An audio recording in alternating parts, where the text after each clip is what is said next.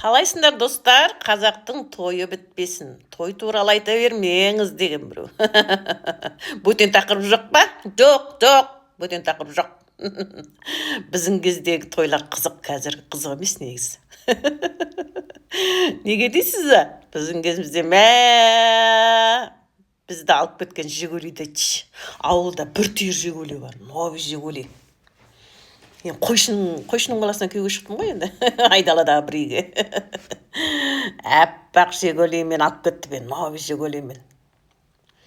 Сол кезде Жигулиге мінуді арман. Қазіргілер не? Бай, лимузин. Тіліміз келмейді бір машиналар, крутой мә. Соның өзінде де не довольный бүйтіп отырасыңдар ғой. 10-15-20 машина керек деп қойып, ё-моё.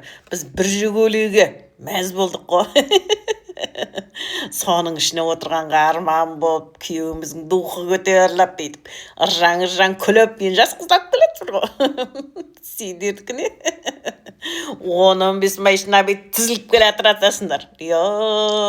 Соның өзінен энергиялар ұрмай келе тұрады. Біздің Жигулидің ішіндегі энергияны айтшы.